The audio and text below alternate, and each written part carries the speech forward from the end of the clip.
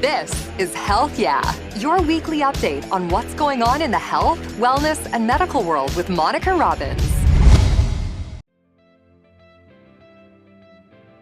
The devastating flash flooding in Texas captured the nation's attention with its tragic outcome and loss of life. What can we all learn from this disaster to protect ourselves and our families? Plus, would you be able to recognize the signs of someone struggling in the water if they were drowning? The answer may surprise you. And how much of a difference can the color of a swimsuit make to keep a child safe at the pool? This and much more straight ahead on Prescription for Life.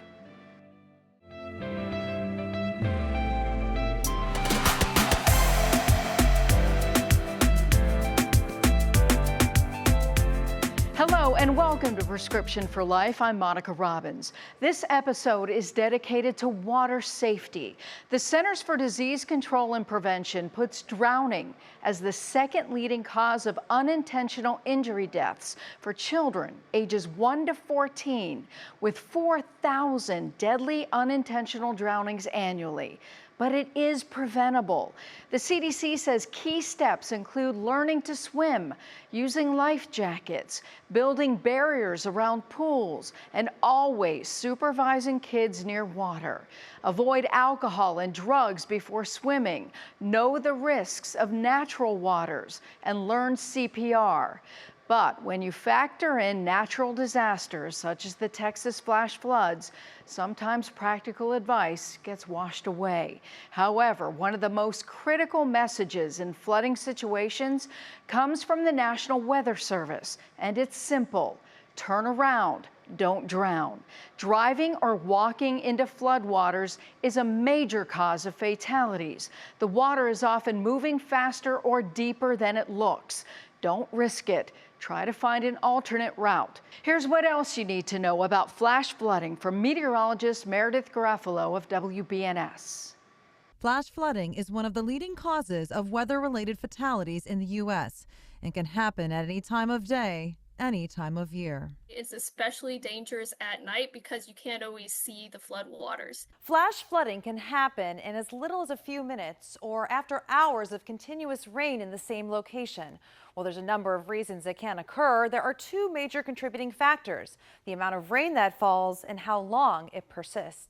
Flooding can occur sometimes when you have really high rates, so a really heavy rain coming in a short amount of time is one thing. And then sometimes you have a prolonged period of rainfall. We have several hours or several waves of rainfall moving over the same area that can also create flooding. And another thing to keep in mind, some locations are more flood prone than others, which can include homes and businesses, or some of your favorite places to camp and hike. You want to make sure to look out if you're near a river, if you are going to be in a low-lying area, all those areas that are really flash flood prone. Even urban areas, you don't have where water can really seep into the ground as easily, so you can get some runoff pretty easily in urban areas. It's important to also know the difference between a watch and a warning. A flash flood watch means that conditions are favorable for flash flooding. And so then you have your flash flood warning where conditions are imminent. They're expected to happen or they're already occurring. Remember, it can happen with little to no advance notice, and it's important to have a plan in place of what to do if the conditions are favorable for it to occur, such as threats of slower moving thunderstorms or continuously heavy rain. Have a variety of sources to get weather information because one might not always work. If a communication method goes down, it's good to have backup communications to make sure that you can get the warning and get to safety. For 10 TV, I'm meteorologist Meredith Garafalo. According to the Centers for Disease Control, drowning deaths, especially among children, increase in summer months, with July being the peak month. It's the leading cause of death for children between the ages of 1 and 4, and a significant number of drownings occur in home swimming pools. Another major issue is children being drawn to pool water where you can't even see the bottom. Here's the story of a mother who never wants another to feel her pain.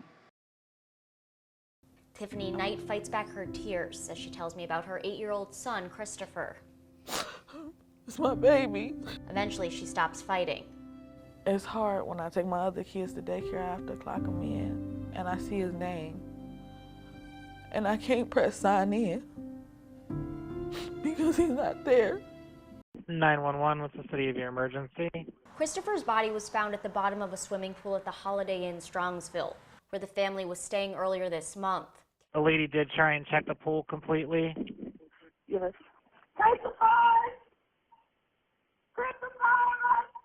And according to a police call log obtained by 3 News, the pool was checked at least 3 times before Christopher's body was discovered, almost 9 hours after he was reported missing.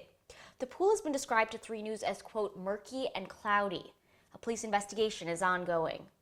This is a different type of hurt that I want nobody to feel ever. Not only is murky pool water unsafe for visibility, the water can be full of algae, harmful microorganisms, and bacteria that can cause serious health issues, including skin, respiratory, ear, and gastric infections. And water like this can also host viral infections, such as norovirus and hepatitis A. Never swim in water this dirty ever. Children age 5 through 14 are more likely to drown in natural bodies of water, such as lakes, ponds, and rivers. Learning to swim is a life-saving lesson. If you or your child don't know how to swim, take a lesson together. The basics of swimming can be vital in several situations, and we should all understand water safety and what to do in emergencies before we even get near the water. But some studies show children with autism are 160 times more likely to die from drowning because they're often drawn to water near their home. It's a tragic fact that needs awareness and action. Retention ponds are a common sight in Jacksonville, with dangers often underestimated. They're not bodies of water to swim in. Tuesday night, a family experienced the loss of their 4-year-old boy with autism when he was found in a retention pond in the Bay Meadows area of Jacksonville. Paul DeMillo, president of the Just Against Children Drowning organization, knows this pain all too well. By far the worst day of my life. Both of his twin sons drowned, and he has since dedicated his life to preventing tragedies. There's no season for drowning. Drowning is the #1 cause of death among children with autism. The drowning rate for those people that have autism is 160 times higher than the rate of their peers who are typically developing. So this particular population is very at risk. A topic City Council member Jacoby Pittman has been vocal about for years. The issue and problem was that most of the drownings were happening on private property, which the city, didn't have any oversight of that. City council members have talked about funding for billboards and social media campaigns in the past. Pittman is calling on the public's help and says more needs to be done. My request or solicitation to the community would be, once we get this started again, we need funding. I would love to have $500,000 to $1 million. Whether that's putting up signs and barriers, a monitoring device inside a home, or working with apartment complexes. We want to be proactive and not reactive. To prevent drownings, the National Drowning Prevention Alliance says there are 5 layers of protection: barriers and alarms, parent supervision, water competency, life jackets, emergency preparedness, tips that can all save a life. We talked to them about holding a hand when you're crossing the street or in a parking lot, looking both ways before you cross the street. Don't touch a hot stove, but we don't talk about water safety at the earliest of ages when we're really forming those better, safer behaviors. We can't reiterate it enough. Never let kids swim without sober, attentive, and competent adult supervision. And if the children are not strong swimmers, never let them near water without adequate flotation devices that are put on properly. These are life-saving points. Now, when we come back, it's not just kids that need to know and understand water safety. Every year, search and recovery teams are launched from the banks of rivers and lakes looking for those who disappeared in the water. What do they want you to know? And later, how sure are you that you could recognize when someone is struggling in the water? We'll show you what you need to see and hear that will make you think twice next time you're out for a swim. All across the country this year, search and rescue teams have already launched, either saving or trying to find people who were unable to make it back to shore. It's an incredibly difficult job, but protecting yourself is in your power. Emily Kress from WNEP talks to those on the front lines. More people are getting out on the water. Bruce Barton and his team with Pennsylvania Search and Rescue Recovery Team have thousands of hours of state and national training ready to respond if adventures go wrong. Ultimately, everything we do, we don't want this boat to have to go out except if it's for training. He says the season is already off to a busy start. On Sunday, Barton and his team were called to Sir Bradford Road in Tobyhanna Township to assist in the recovery of 40-year-old Bibbin Michael of New Jersey. Police say 2 people from his group were out on the lake when their kayaks flipped. That person went in to try and help 2 people. The 2 people had a PFD. He didn't have a PFD or float with him, and he went in to try and help them. During many of the calls involving a drowning death, people are not wearing a personal flotation device. He says safety tip number 1 is making sure your life jacket fits properly. When we're strapping them, it's almost like a corset on the guys and the gals. You're pulling those things in real tight. In Carbon County, 8 people were rescued around 1 a.m. on the Lehigh River. Officials say the group was out rafting. 2 people were taken to the hospital, but it's unclear why the group was out so late. Officials say all 8 people were wearing life jackets. Anytime you're going to go do any adventure, let people know where you're going. Okay, whether you're hiking or water activities, let people know what time you expect to be back and what to do if you're not back by then. With the recent rain, bodies of water, including the Delaware River, are high right now. Yeah, the water can be very deceiving. I mean, you look at the Delaware River on a day like today, and it's running fairly flat, but there's a good current. The water is very high. With plenty of spring and summer left, search and rescue teams hope people prepare themselves before taking on area waterways. Emily Kress, Fox 43 News. This next story is a blast from the past, but the message is timeless. Would you be able to tell if someone was actually drowning? Jennifer Lindgren from WKYC shows us what we actually don't know. In a pool full of swimmers, could you spot the one in distress? All of a sudden they just start floating down. I'm sure they would be panicking, gasping for air, flailing their arms. Help!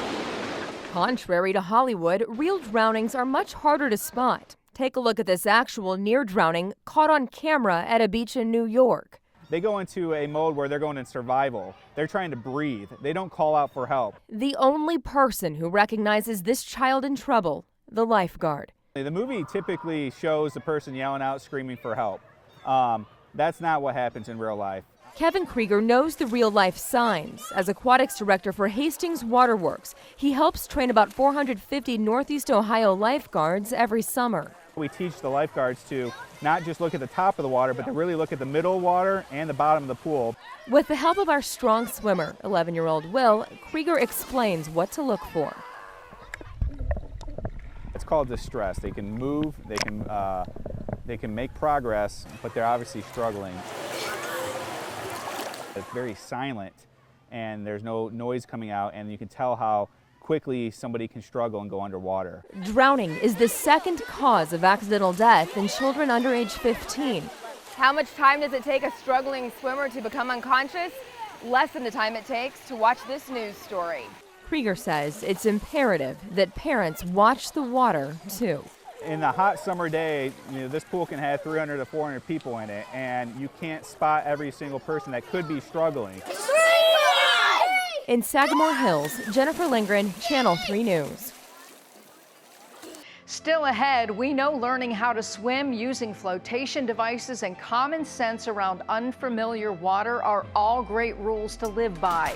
But can the color of your swimsuit really make a difference? The answer when we come back.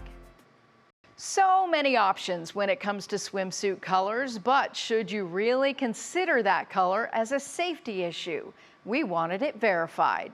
We wanted to know, are brighter colored swimsuits easier to spot if your kid goes underwater. So let's verify. Our sources are a watercolor study from Alive Solutions and Ali Lariche with Charlotte Aquatics. According to Alive Solutions, bright and contrasting colors are easier to see underwater. This is important because if your kid goes underwater for a long period of time, you'll want to easily spot them.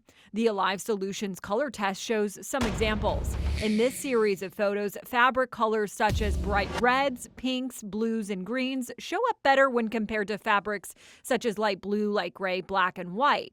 As you can see, the colors white and light blue basically disappear when underwater. Lariche says drownings are so prevalent in young kids under the age of 4 and confirms kids should be wearing bright colored swimsuits. Neon colors are much better. They're easier to spot in the water. Lariche says while picking out the perfect swimsuit color is important for parents, it's also a secondary measure in preventing accidents in pools. If you're not actually watching the water, if you're not actually watching your kids, it's really not going to do very good. Lariche suggests putting your kids in swim lessons at an early age to help get them used to being around the water. So swim lessons are always going to be your number one way to keep your kids safe around the water, best way to prevent drowning. Formal swim lessons actually reduce the risk of drowning by 88%. So we can verify that yes, brighter colored swimsuits are easier to spot if your kid goes underwater. With your Verify, I'm Megan Bragg. That'll do it for this edition of Prescription for Life. Thank you so much for watching. We'll be back with another dose soon. Until then, I'm Monica Robbins, wishing you and yours good health. Thank you so much for tuning into Health Yeah. Please find me on Twitter and Instagram at Monica Robbins. Like and follow my Facebook page, Monica Robbins WKYC. Find video podcasts at Monica Robbins channel on YouTube. And please subscribe. Wishing you great health and hope to see you again soon. Thanks for listening to Health Yeah with Monica Robbins from WKYC Studios. Subscribe now so you never miss an update. And find more on everything you heard here on WKYC.com and on the WKYC app.